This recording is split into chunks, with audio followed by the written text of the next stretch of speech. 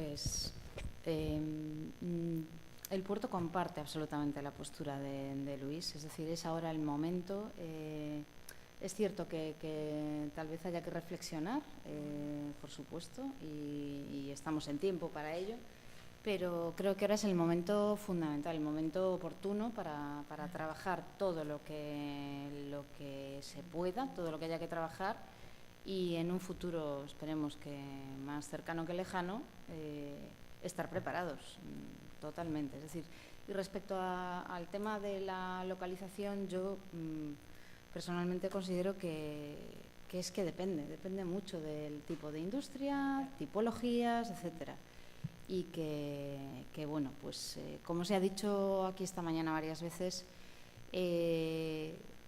Vigo no tiene un desarrollo de suelo industrial, salvo lo que habéis hecho desde Zona Franca, y no tiene un gran polígono industrial, centro industrial, llamémoslo como queramos, ¿no? Es decir, lo tiene, pero de aquella manera, ¿no? Absolutamente disperso y, bueno, en fin, hemos quedado en no hablar del pasado. Hay que hablar del futuro y consideramos que es ahora el momento de trabajar de verdad en este tema, un tema vital. Y yo personalmente pienso que este desfase del precio del suelo industrial, bueno, creo que la experiencia ayuda y que creo que no volverá a pasar. Creo, espero, deseo. Gracias.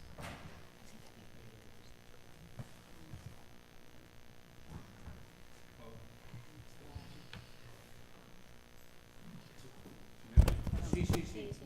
De todos modos, yo creo que no. Yo quiero marcharme con una sensación de haber hablado del futuro. Pero parece ser que vamos con la reflexión hacia el futuro. Primero, felicitar a los ponentes aquí. Ha habido tanta complejidad y unos contrastes que a mí como ciudadano me sigue invadiendo la misma inquietud de antes, que llevamos muchísimo tiempo de crisis y que vamos a reflexionar sobre el futuro. Yo creo que el perfecto hubiera sido que durante la crisis analizásemos, fuésemos críticos y reflexionásemos. Y ahora estuviéramos ya en la línea de salida. Yo creo que vamos a seguir reflexionando. Y claro, hay errores anteriores que todavía subsisten. Vista el mar, se ha venido hablando de ella hace muchísimo tiempo y todavía para, si es que hemos logrado el Cabo de Hornos tan famoso, me gustaría que evitásemos el Pacífico de verdad. Pero en el Pacífico también hay tormentas. También nos vienen por ese cuando. Y nosotros para qué vamos a reflexionar. Yo creo que es urgente que digo deje los planes, los 20 y tantos planes que ya se han hecho en los últimos 20 años y de veras se ponga a hacer algo que sea conforme con la realidad. Y esta es mi impresión hoy, que no sé si marcharme contento o escéptico. Bueno, hombre, yo creo que efectivamente, a ver, desde luego la reflexión es fundamental. Yo sigo diciendo que el bucle de reflexión-acción es algo que debe ser permanente. En cualquier caso, no creo que en los últimos años no se haya hecho nada. Es cierto que y además precisamente hoy reflexionamos sobre un aspecto de las actividades económicas en Vigo que tienen bastante poco que ver o digamos que han intervenido bastante poco en cualquier posible crisis económica o financiera. Es más, la han sufrido y yo creo que están haciendo los deberes precisamente para ajustar tanto costes como eficacia como para poder sobreponerse a ella. Y a todo eso hay que señalar, hay que añadir además el hecho de que el mundo ha cambiado mucho. No solamente hemos cambiado nosotros, han cambiado los de alrededor. Esa es la clave de la evolución, por ejemplo, de Europa frente a Asia. No es lo que ha cambiado Europa, es lo que ha cambiado Asia. Es el hecho de que ellos han crecido a una velocidad que nosotros no podíamos, además, como es natural, en el nivel en el que estábamos, crecer. Yo creo que, no sé, cada uno ha de decidir si quiere marcharse escéptico o contento, pero de lo que se trataba aquí no era de solucionar problemas. ¿Por qué? Pues porque a cada uno de los actores le toca actuar de manera individual, conociendo lo que hacen los demás para que, de alguna manera, lo que haga encaje con lo que hagan los demás. En las mesas redondas lo que más que podemos hacer es reflexionar acerca de qué actuaciones se pueden dar. Yo, si me permitís, yo estoy totalmente de acuerdo con el espíritu crítico de él, ¿no? Yo creo que mi ponencia iba más por tu línea, si me permites que te tutee, más que en una connivencia marcada entre nosotros que nunca existió, ¿no? Hay que ser guerrillero, hay que ser autocrítico. La situación, yo lo dije claramente, es mala. El trabajo hecho hasta ahora ha sido malo. Que no somos unos parias, de acuerdo. Que se han hecho bien otras cosas, por supuesto, pero hay que pedir más. En el ámbito público, en el ámbito privado. Yo soy presidente de la Plataforma Tecnológica de Logística de Galicia, que depende de innovación de la Xunta de Galicia. Soy el primero en decir que la culpa del no desarrollo de la innovación en el sector de la logística es nuestra, del sector privado. Hubo ingentes cantidades de dinero de Bruselas, de Madrid y de Santiago, mal utilizado o no utilizado del todo. Estamos apampanados y no sabemos de qué va esto. Hay que sacudir conciencias, como os decía anteriormente, y manejar con los mimbres que hay una solución de futuro. Eso lo tengo clarísimo. Lo haré yo solo, lo hará la empresa conmigo, lo hará alguna empresa más amiga o lo haremos todos en conjunto con la ayuda pública. Pero esto hay que moverlo. Ahora, lo marcaba bien Luis, estamos hablando de infinidad de cosas diferentes y esto puede ser ingobernable. Hay que tener pues, una meta marcada que sea alcanzable a corto plazo y con hechos y no con tanto plan y con tanto tal, que yo creo que todos estamos cansados de ellos, ¿no? Pero vamos, mi alineamiento contigo en lo que significan mis comentarios después, ¿no?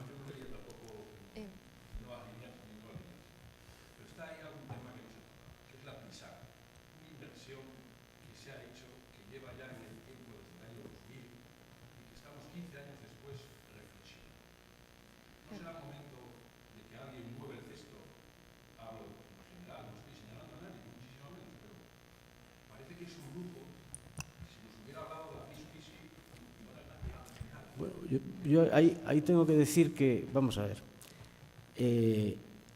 básicamente el motivo de que la Plisan no se haya desarrollado es que ha habido 8.640 y tantas reclamaciones judiciales contra ella. 8.640 y tantas. No recuerdo el tantas, pero lo de 8.640 y tantas. Ese es el motivo, no hay otro. Es decir, vivimos en un lugar en el que cualquier extensión de terreno superior a 1.000 metros tiene más de 2 propietarios. El 40% de los propietarios eran desconocidos. Muchos de ellos declarados así de desaparecidos, por ejemplo, pues porque se habían ido y nunca se había sabido más de ellos. Es decir, vivimos en un lugar en el que es muy difícil realizar ese tipo de desarrollos. Entonces, yo creo que, sinceramente, no es una cuestión de hacer bien o mal las cosas. A lo mejor nos tenemos que plantear otras cosas, como por ejemplo, cuál es la legislación del suelo, y si la legislación del suelo es la adecuada, y si es razonable que un tribunal de expropiaciones decida que hay que pagar eriales a 20 y tantos euros metro cuadrado. Esto, sinceramente, no pasa en otros lados. Y a lo mejor esa es la dificultad. Pero no creo que la Plisan sea un ejemplo ni de descoordinación ni de problemas. Eso es un problema judicial, básicamente judicial. Punto. Y que algunos de esos pleitos, claro, lógicamente, están todos además en 4 o 5 juzgados que no van a conseguir tramitarlos hasta dentro de años.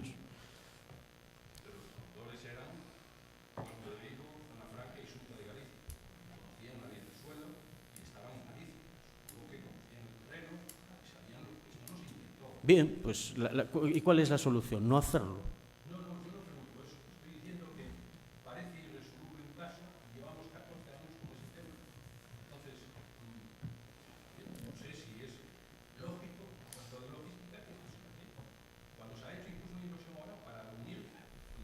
Sí, porque ya hay una parte del terreno que está preparada y lista. Hay una parte que no. Pero, claro, a lo mejor, si lo que se pretendía era no conectar nada del terreno... Vamos a ver.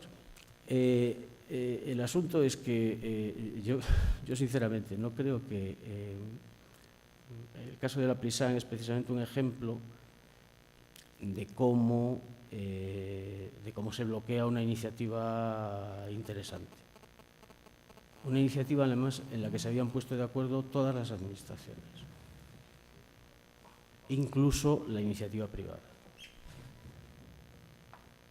A mí, sinceramente, me parece un ejemplo de eso, de cómo se bloquea una iniciativa de progreso.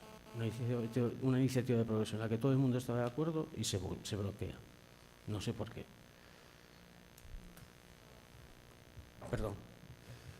Disculpadme, estaba esperando una llamada y me tengo que ir apurado hasta el límite. No es por no quedarme al resto, os lo aseguro, que de verdad que me gustaría. Mil disculpas nuevamente y muchas gracias por haberme invitado y por vuestra atención. Además me ha permitido ver desde aquí muchas caras conocidas de gente que hace tiempo que no veía. Sí. Vale, Está perdón, sí. justo detrás de ti hay una chica que estaba... Por favor. Bueno, yo al hilo de lo que comentaban antes con el tema de que nos hemos quedado un poco con la idea de que solamente hay que reflexionar, yo estoy de acuerdo, y me gustaría para ello citar una frase de la presentación precisamente de Joan Martínez Reboredo, que decía que lo brillante no es tener una buena idea, sino ejecutarla. Entonces esperemos que de aquí al futuro se puedan empezar a ejecutar ideas y no tanto, digamos, a pensarlas, ¿no? No tanto un think tank como ejecutar. Entonces luego yo, aparte de todo esto, quería hacer una pregunta muy concreta y hablo desde el total desconocimiento casi a cualquiera de los ponentes que están ahí, pero quizá la pregunta la haría más orientada o más dirigida a la señora Royce Orza en su calidad de jefa de Departamento de Gestión Comercial de la Autoridad Portuaria. Y repito, desde mi total desconocimiento con el tema, pero sí que he oído 20 millones de veces, igual que lo ha comentado Joan Martínez Reboredo, el problema de los estibadores públicos en el puerto de Vigo. ¿Por qué no se soluciona esto? Me han hablado de un tema de listas, etcétera, etcétera, pero si es tan acuciante el problema, ¿por qué no se termina de solucionar? Bueno, pues básicamente porque no es tan fácil. Bueno, me lo imagino. Es que si todo fuera fácil, no estamos aquí sentados, está claro. Vamos a ver. Las situaciones son dispares en los puertos españoles, pero hay un denominador común. Hay una sociedad estiva, hay una ley de puertos que ha regulado después de una directiva europea un poco la liberalización de ese servicio, porque, bueno, como todo el resto de sectores y actividades económicas hoy en día, ¿no? Pero digamos que hay unos derechos adquiridos, unas plantillas y una evolución. Evolución que, vamos, creo que podemos estar de acuerdo todos en que es excesivamente lenta y, desde luego, bueno, pues hay puertos mejor y peor posicionados. Es decir, hay puertos, incluso puertos cercanos, que tienen muy pocos efectivos. Entonces, digamos que tienen la solución o la transformación, la evolución de la situación actual más cerca y más fácil. Y otros puertos, bueno, desde luego todos los grandes de nuestro país, pero en concreto nosotros, pues por un tema que se apuntó antes, ¿no?, del tema de automoción, hizo que en su momento pues esa plantilla creciese y nosotros, desde luego, pues estamos en una situación más complicada que otros puertos, porque hay un volumen considerable y, a ver, sencillamente, vivimos en un sistema pues democrático, un sistema legal, con una normativa y no podemos coger y bueno, pues... ¿Cuánto tiempo falta para que finalice todo eso? Vamos a ver, esto depende básicamente de la legislación que se vaya publicando. Claro. Y, desde luego, pues Europa lleva su ritmo y España también lleva su ritmo, ¿vale? Y, como te digo, luego hay muchas cosas que se pueden conseguir más allá de lo que establece la ley negociando. Y ahí, digamos que, bueno, pues entra, pues... entran muchos factores, Desde luego, uno de los primeros, el personal, es decir, no lo vamos a Son listas negar. totalmente endogámicas, donde entran en las listas los hijos de los estibadores, etcétera, etcétera. Por eso lo pregunto. Ya, pero vamos a ver, estás comentando un tema que, si me permites, bien, también es simplificar, pero por otro lado, todo eso, es decir, viene del pasado, muy pasado. Es una situación con la que hay que lidiar, en la que además, bueno, pues precisamente por estar en esa situación cambiante de tratar de liberalizarlo, pues tiene un régimen jurídico complicado y, bueno, pues sí, no te voy a negar que es una situación extraña, ¿vale? Como mínimo. Pero en la que, bien, las autoridades portuarias en este tema de este proceso de liberalización nos hemos salido, digamos, de lo que es la SAGEP ahora, antes, como decía Joan, Sociedad Estiva, etcétera, etcétera. Y digamos que yo creo que ahora estamos desarrollando un papel de, bueno, pues de mediación, de autoridad también en algunas situaciones. Hay situaciones que no podemos permitir como autoridad portuaria y entonces pues se toman las medidas necesarias. Pero bueno, digamos, una situación que no te voy a negar que es complicada y difícil y, bueno, pues como dice Joan, muy dañina. ¿Perdón?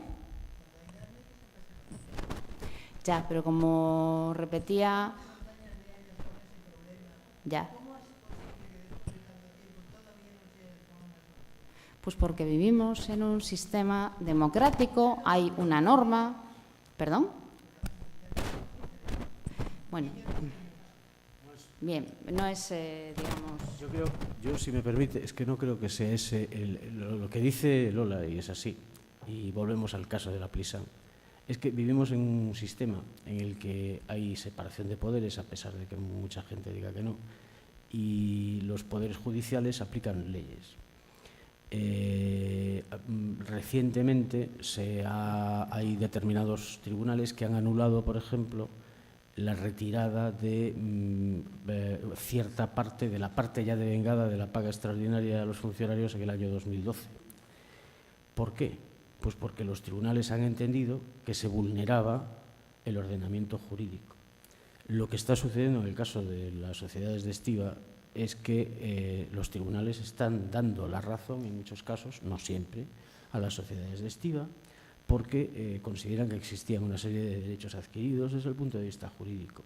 Es decir, la cosa no es fácil, no nos podemos saltar la ley. Es más, aunque ahora hiciéramos una nueva ley, que ya se hizo en su día, la nueva ley de puertos, los tribunales dijeron que ciertas de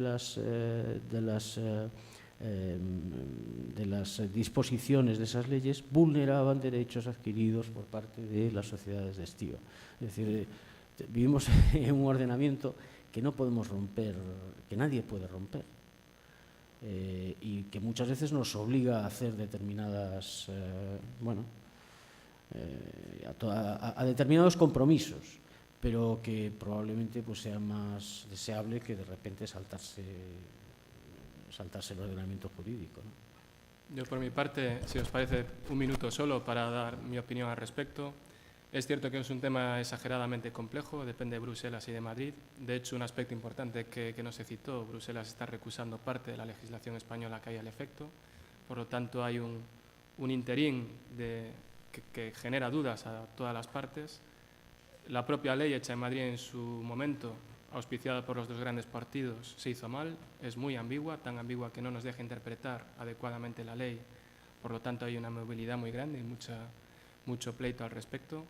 Y eso hace que a los que nos han tocado las peores cartas suframos las principales consecuencias. Nosotros tenemos una plantilla de cerca de 103, 110 trabajadores. Los puertos gallegos del norte tienen 13, 17, 21, salvo uno que tiene más. Aparte de esas tasas que son más reducidas a nivel público, y un aspecto muy importante también, y es que la flexibilidad laboral que esa prestación de servicio da es mucho más laxa, mucho más flexible en esos casos y no en Vigo. Por lo tanto, nos hace mucho más difícil trabajar y, desde luego, no en igualdad de condiciones, porque en el escandallo de costes de una operativa portuaria de carga-descarga es el principal coste. No lo es la amortización o las horas grúa, horas carretilla o personal ajeno, sino este tipo de gasto, ¿no? Que es la contratación del personal de la SAGEP. Por lo tanto, trabajar se está trabajando, no tiene visibilidad pública, cosa que no ayuda, por lo tanto es una lucha muy en interno en las empresas que lo sufrimos en el día a día, y llevó mucho tiempo en su día cambiar algo que fue poco, está llevando mucho tiempo cambiar algo que está siendo muy poco, pero no dejaremos de intentar, no peleando, sino entendiéndonos, mejorar una situación que particularmente a Vigo la está agravando y mucho.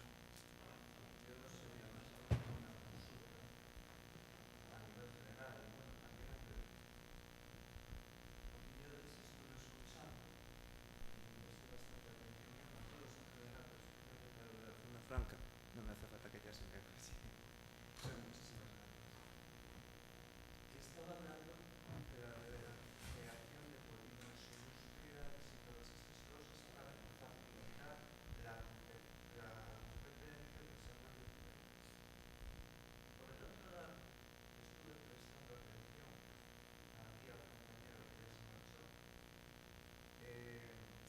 Claro, su empresa es un ente dinámico. Es un ente que necesita expandirse si crece. Si la demanda decrece y a lo mejor tiene que prescindir de parcela, es terreno sin aprovechar. Entonces, si queda terreno sin aprovechar, porque claro, si crece, se sigue aprovechando y no hay problema. Hay un nuevo trato, hay un nuevo negocio, que se sigue reembolsando dinero de pero en caso de que las empresas que van montando nuevos polígonos, etc., claro, dejan de aprovechar el terreno. Eso es suelo que queda. ¿Me explico? ¿Hay al entorno qué compensación? Porque ahí la zona franca recibe endeudamiento por ese suelo.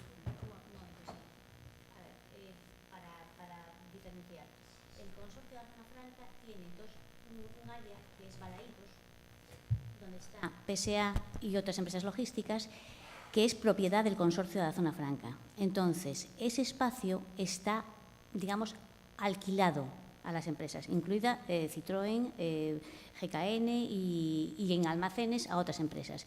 Entonces, tienen un contrato de arrendamiento que tienen que cumplirlo. O sea, y ocupen o no ocupen, es un tema que está reglado, que está en los contratos de arrendamiento. Por otra parte, en otros polígonos, en los polígonos que ha desarrollado el Consorcio de la Zona Franca, por ejemplo, Porriño, PTL, también en Porto do Molle, lo que hay son terrenos que la Zona Franca vende a las empresas que quieran instalarse. Entonces, en el momento en que se venda esa parcela, la propiedad es de la empresa. Y si la empresa deja de utilizarlo, pues ya tendrá que decidir lo que hace, venderlo en el mercado a otra empresa, quedarse con ello o lo que sea. Pero vamos, el consorcio no recompra esa parcela, ¿de acuerdo?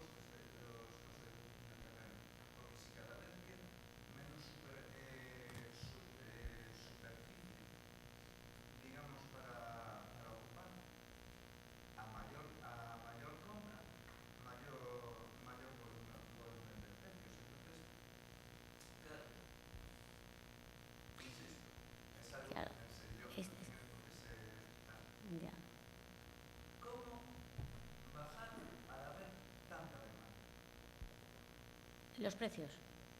Bueno, vamos a ver, el consorcio de la Zona Franca tasa los precios en función del coste, o sea, compra y o sea, intervención, de urbanización de los polígonos, ¿no? Y es un coste es un precio muy ajustado al coste real que se ha tenido.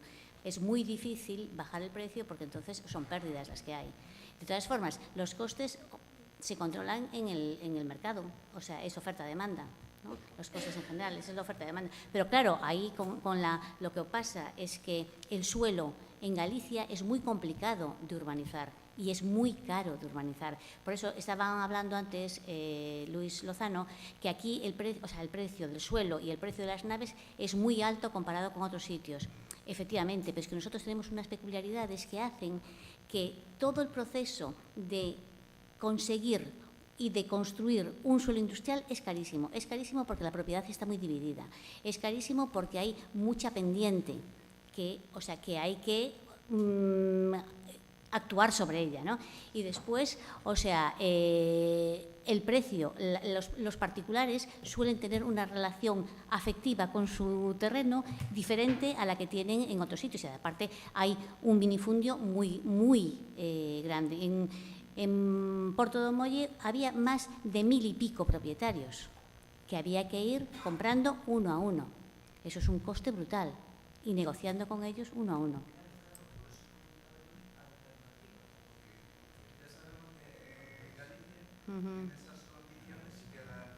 Sí, está, ¿no?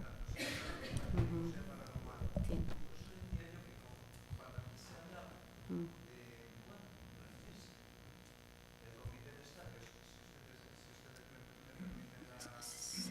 Seguro que no.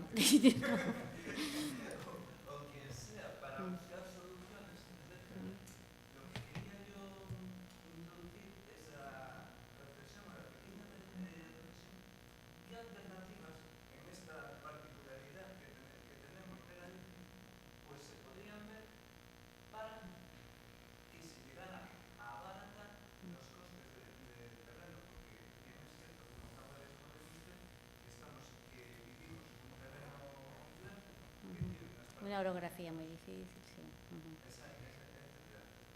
Pues la verdad es que no se nos ha ocurrido, pero bueno, no se nos ha ocurrido todavía. Hacemos todo lo que podemos para que salga lo más barato posible. De acuerdo. Muy brevemente, porque vamos mal de hora, y yo creo que es simplemente un comentario que yo creo que va a dar pie a una reflexión de 1 minuto o 2 minutos por parte de Joan Martínez Reboredo.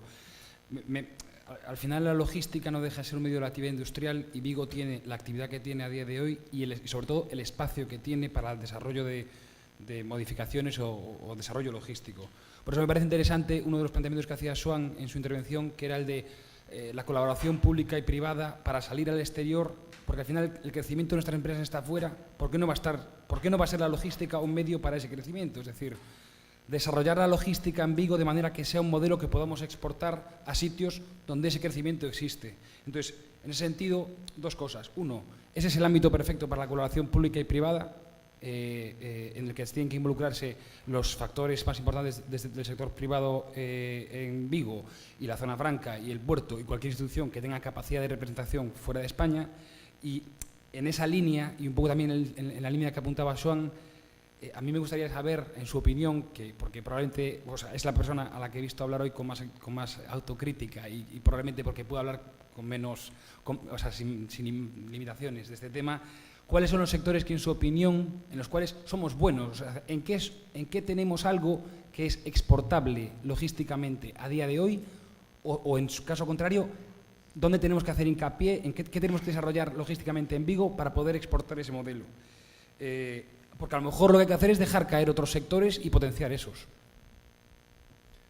Bueno, pues muchas gracias por recuperar una parte muy importante de mi planteamiento, ¿no? Que es ese, que es hacer que el cerebro se proyecte y aproveche esa capacidad de globalización. No hablamos de ladrillo y cemento, no hablamos de infraestructura, hablamos de conocimiento.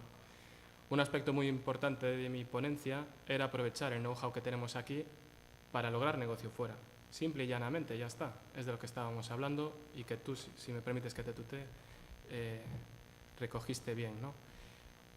¿Qué sectores hay? Nosotros tenemos un know-how aplicado en la Autoridad Portuaria de Vigo, gestión portuaria de pesca fresca y congelada. Perfectamente puede ser exportado ese know-how a puertos de Chile, de Brasil, de Uruguay, de Argentina o de Angola y Mozambique.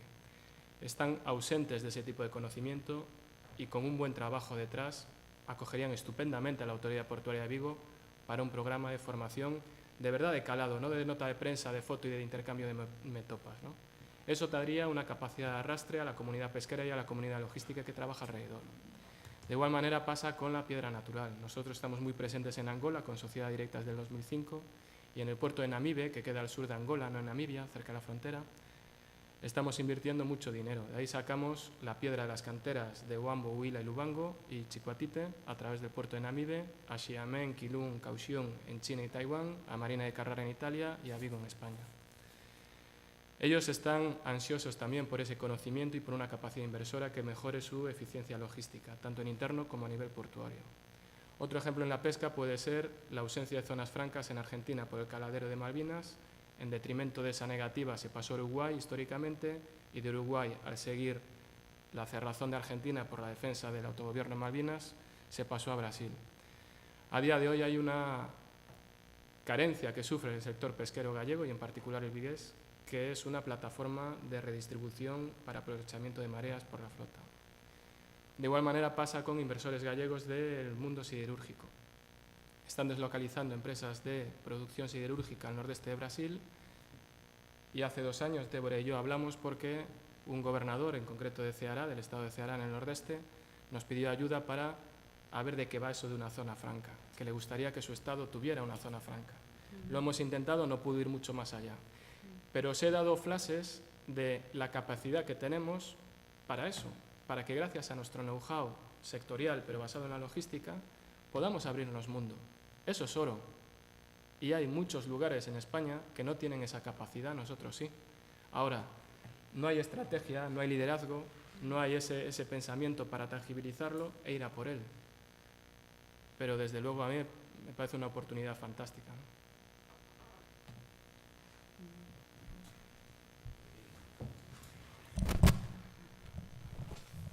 Muchísimas gracias a todos los ponentes, muchísimas gracias a todos los asistentes. Llamo ahora, vamos a proceder ya al cierre de la jornada, a la clausura de esta jornada.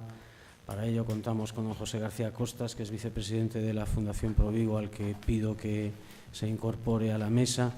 Y decir a todos los asistentes que bueno, esperamos en breve, probablemente entre mañana y el lunes, que tanto la información completa de la jornada como las presentaciones y la documentación que hemos utilizado aquí estén disponibles en nuestra página web y que esperamos verles en nuevas ediciones de las jornadas de reflexión y que, por otro lado, también estamos absolutamente abiertos a cualquier propuesta de colaboración, a cualquier propuesta de temática que quisieran ver reflejada en las jornadas de la Fundación.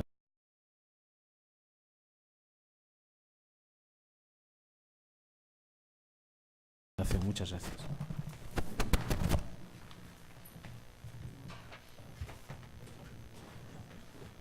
Buenos días. En primer lugar, quiero saludar a los ponentes que tan brillantemente han desarrollado, he escuchado cosas interesantes que me gustaría ilustrar un poco más. Pero quiero saludar también, como no, al presidente y vicepresidente de la Confederación de Empresarios de Galicia, que están aquí en este momento de clausura. Yo lamento no haber podido dedicar la mañana a esta jornada que considero interesantísima, muy interesante. Aquí se han hablado muchas cosas y creo que en tono muy positivo. Galicia está exportando más cosas de las que una persona tan brillante como el señor Reboredo ha explicado. Nosotros hace unos años tuvimos un proyecto para montar una fundición de equipos de propulsión y no teníamos terrenos localizados en el perímetro de Vigo y fuimos abriendo el círculo y llegamos al Pousadoiro en Villagarcía. Allí montamos una fábrica que hoy abastece a todos los astilleros del mundo. Todo lo que producimos allí lo exportamos. Tecnología propia y con una innovación tecnológica importante. Bien, mi actividad profesional se desarrolla en el sector naval. Nosotros tenemos una carencia en el sector naval terrible de I+D+I. Estamos importando la mayor parte de los equipos que instalamos en los barcos. Y hace algún tiempo que estoy trabajando en eso porque no somos más torpes que nadie y sabemos hacer las mismas cosas que hacen los demás fuera. Una prueba, hay muchas, pero yo pongo la mía, que es que una fábrica de hélices, una fundición y centro de mecanizado que parte de cero, sin ninguna experiencia en ese tema, aunque tratamos de rodearnos de los mejores, hoy está exportando toda su producción. Y en un momento de crisis mundial del sector, la mejor cuenta de resultados desde que nació esa empresa fue la del año 2013, sin que ninguna haya sido mala. Nosotros necesitamos entrar fuerte en ese campo del I+D+I y tratar de fabricar todo lo que necesitamos. Esa es una pincelada para que dé pie a una reflexión. Suelo industrial. Nosotros tenemos la suerte en esta zona de tener zona franca. El tema del manoseado polígono industrial de Salvaterra y Arbo, eso está vivo y no han quebrado las sociedades que lo están financiando porque está zona franca y el puerto. Porque si no, esto estaría quebrado. Ahí la picaresca ha sido terrible. Desde registrar una mina de no sé qué producto, de oro alguna, que nunca había tenido ningún tipo de producción para darle mayor valor al terreno. El gerente de la Fundación Provigo hablaba de no sé cuántas litigios. Hay un litigio que el juez obliga a volver el terreno a la situación anterior, cuando ese terreno fue autorizado para desmontarlo, talar los árboles y esplanar todo eso. Es imposible volverlo a la situación anterior. Los árboles no pueden plantarse y los montículos de tierra que hay. Es un sinsentido todo eso, repito, que no ha llevado a la quiebra a los promotores porque está zona franca y el puerto por medio. El precio del polígono industrial, que lo escuché aquí, desde luego es un tema importante para los empresarios que tenemos que adquirir terreno.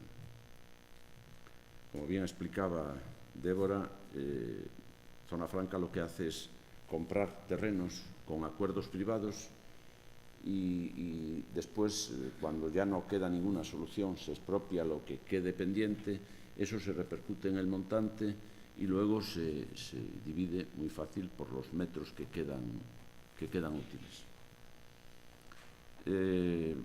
Yo estoy en el comité y en el pleno de Zona Franca y conozco, no tan bien como Débora, pero sí conozco el funcionamiento de ese tema. La picaresca, yo reconozco que si tuviera que vender un terreno para desarrollar un polígono industrial, trataría, como es lógico, de venderlo al mayor precio posible.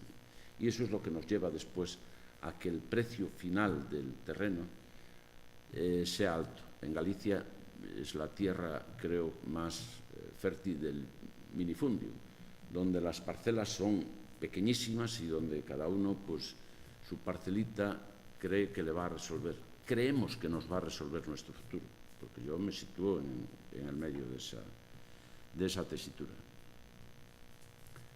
Vigo, de todas formas, que es una ciudad importante desde el punto de vista industrial. También escuché aquí que no se habían hecho los deberes cuando, durante la crisis, sí se hicieron los deberes. La crisis ha sido muy fuerte, muy profunda. Han caído muchas empresas por diversas circunstancias, pero algunas otras hemos estado trabajando, llevamos trabajando mucho tiempo y nosotros tenemos una empresa que fabricaba un producto de consumo naval y el consumo naval cayó y empezamos a hacer turbinas para saltos de agua y vosotros las transportáis. Estamos trabajando y exportando a todo el mundo. Los empresarios nos movemos. Hay empresas que desgraciadamente no han tenido capacidad para soportar la crisis y se han caído, pero yo creo que los que quedemos vivos vamos a salir fortalecidos de todo esto. Sí estamos trabajando. Los próximos días veréis en la prensa un acuerdo que está a punto de cerrarse entre una empresa americana muy fuerte y una empresa de Vigo, de la que yo tengo que ver, y se va a empezar a fabricar aquí equipos para todo el mundo. Los empresarios nos movemos. En el momento de crisis nos movemos. Y nos movemos en los mercados que uno puede moverse. La logística es un tema importante. Estos señores transportaron a una montaña en el canal de Panamá, que hubo unos problemas allí logísticos para llevar esas piezas, unas piezas muy grandes construidas aquí en Vigo, en una empresa mía, para un salto de agua que se ha construido allí. Ya está funcionando y eso ya pasó. Nosotros, los empresarios, necesitamos una logística fuerte. Necesitamos un puerto bien estructurado. Necesitamos que desaparezca esa lacra que hay en el puerto de los que ya no me atrevo ni a nombrarlos, pero que aquí antes salió.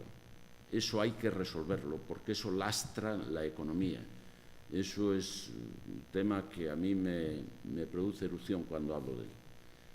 Pero yo creo que eso se va a resolver más pronto que tarde, porque ahora mismo eso tiene vías de solución.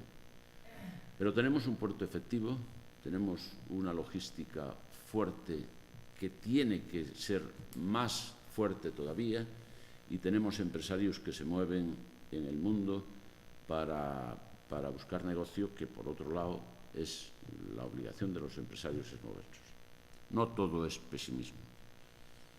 Hay muchas cosas que van a salir en las próximas fechas y que nos van a alegrar un poco el panorama. Yo le digo a las personas que son pesimistas por naturaleza, yo soy bastante optimista por naturaleza, pero el optimismo tiene que ser respaldado por esfuerzo, trabajo y aportación económica. Son los tres factores claves que el optimismo puede hacer a un proyecto realidad.